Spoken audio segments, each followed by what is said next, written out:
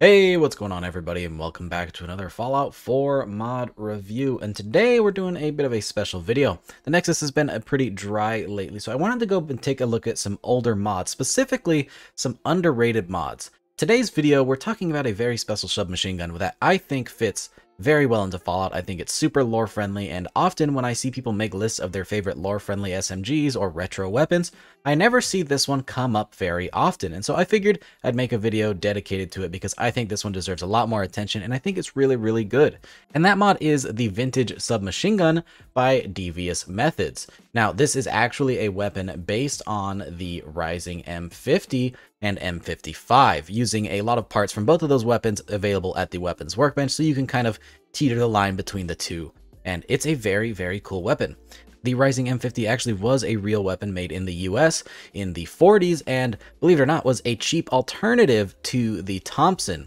It was often seen as a training rifle or used in some police forces, though it was much cheaper than a standard issue military Thompson. So this is definitely one that fits very well into the lore of Fallout. Since we already see Thompsons are running amok in the Commonwealth as it is, it makes a lot of sense that we would see these too. Additionally, on top of that, it fits very well into the sandbox, as rather than calling it the Rising M50, it is known simply as the Vintage Submachine Gun, which is very similar to the nomenclature used by a lot of the vanilla weapons already. Now, as for the mod itself, we have a brand new beautiful model and texture, and believe it or not, this is actually Devious Methods' first and only weapon mod, and I really wish they'd pick it up and start making some more because this is some really top quality work. The model and texture look absolutely amazing. It does feature custom animations using the combat rifle reanimation by War Daddy. There are, in fact, a good handful of attachments over at the weapons workbench, including a bunch of skins that you can apply to the weapon. And most importantly for me, there's leveled list integration, which, as you know, I absolutely love, which means that you can go and find this thing out in the world and on vendors rather than just crafting it or spawning it in. Really helps to add to the immersion and realism, as well as just making it sit really well within the world of your game. Now, this is a submachine gun, and by default it will be chambered in 45, though the standard version is actually in semi-automatic, but you can swap between semi-auto and full auto over at the weapons workbench. With all that out of the way, let's go ahead and check this thing out in-game, starting with its stats, so we can really see exactly what you're going to get with each individual part of this mod. So here is a pretty basic version of the Vintage Submachine Gun. As you can see, like I said earlier, very beautiful model and texture. I really like this thing. It definitely fits that Fallout style, especially with the jury-rig charging handle to fit the animations. I like it a whole lot. Now, this thing has a base damage of 33, which is pretty high, though this is the semi-automatic version that is going to go lower when you switch it to full auto. Like I said, chambered in 45 caliber, has a fire rate of 33 in semi-automatic, a range of 101, an accuracy of 70, a weight of 7.5 pounds, and a value of 179 caps. Altogether, a really nice weapon for the wasteland. I truly do love the design of this weapon. One other really neat feature with this mod, something I forgot to mention in the intro, is that it does have nice custom sounds as well. Let's go ahead and have a listen to those right now because they are very crisp and clean, and there's even some really cool custom suppressed sounds as well. We'll check those out too. Here is unsuppressed in semi-automatic.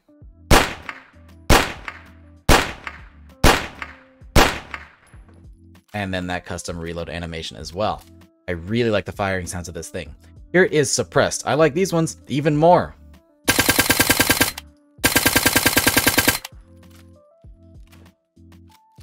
Even with the suppressor, this thing sounds nice and beefy.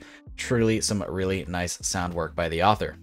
And now let's go ahead and check this thing out over at the weapons workbench to see what kind of modifications we can add to this weapon. At its core, this thing will pretty much always be a submachine gun. You can't really do any rechambers or have it fit any other role, but there is a good bit that you can play with still. Let's go ahead and start with the receivers. You have your standard allotment you'd expect from vanilla weapons with your standard, light frame, heavy frame, automatic, armor piercing automatic, hair trigger, hardened automatic, and calibrated powerful. The most damage you can get out of this thing is 52 with no perks, and that's going to be out of the calibrated powerful receiver.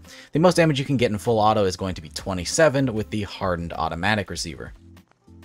For the barrels, we only have two options, the short and long barrel, though I don't know what else you would ask for an SMG. With the stocks, we do actually have a good bit of options. We have the wire stock folded. As you can see, it's folded over to the side there. We have the wire stock none, which is just going to have the stock chopped off with a nice little pistol grip.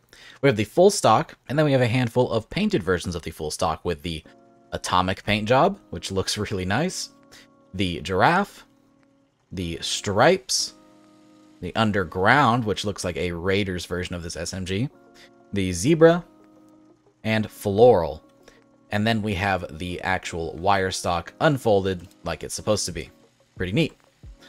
For magazine, we have a good bit of options as well, with the standard mag, the drum mag, the large mag, the standard quick eject, and the large quick eject. And those will be in the form of dual magazines, as you can see there. For optics, we have the option for no optic. Interestingly enough, this weapon doesn't actually have its usual iron sight, but rather just the front sight, which is pretty interesting. We do have the option to add a reflex with the nice NIDAR sight there. And then we have a short scope and a medium scope. I love the attention to detail of actually extending out the medium scope so it is a different model. Pretty cool. And then for muzzles, we have the standard muzzle brake, a compensator, and a suppressor. Interestingly enough, this does not have a no muzzle option like most weapons do, so you do have to take one of these. Alright, and now it is time for the damage test to see how this weapon actually performs in the field. We're doing our test today on 3 different deathclaws, the first of which with the standard version of the weapon in semi-automatic with the lowest damage receiver. Then we'll test it out in full auto with the highest damage out of that receiver, and in semi-automatic with the highest damage out of the powerful receiver. So we can see what it'll do in different playstyles, as well as what it'll do with no perks and no attachments. Starting with the standard version of the weapon, let's see how this thing performs shooting at the deathclaw in its weak spot.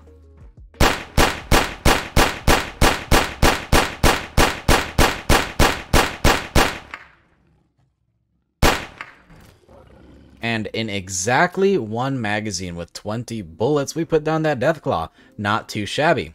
The semi-automatic fire rate is pretty slow, so as long as you can land your shots, it's not going to be too terrible against the deathclaw. Let's see how we do in full auto with a fully upgraded receiver.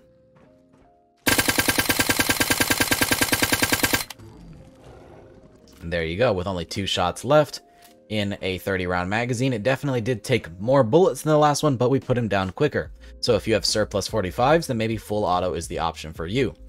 And finally, semi-auto 20-round magazine with a fully upgraded receiver.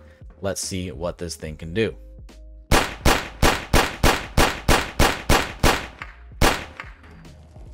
And now with only 11 shots, it puts down the deathclaw. So definitely the most bang for your buck if you're trying to save on ammunition. It's really up to you what is your preference for playstyle, whether you like semi-auto or full auto, but semi-auto is definitely going to give you the most damage potential. So yeah, guys, that is the vintage submachine gun, one that I really, really like. This is definitely a great mod and worth checking out. Currently, it's only available on PC, which is a shame for Xbox users, but who knows, maybe it'll see a port at some point in the future if it gets enough attention here. With that, I hope you guys enjoyed the peek at this nice weapon mod. If you did, don't forget to drop a rating, subscribe if you haven't already for more videos just like this. Big shout out to all of my patrons for supporting every single video, and I hope to see you guys in the next one. Peace!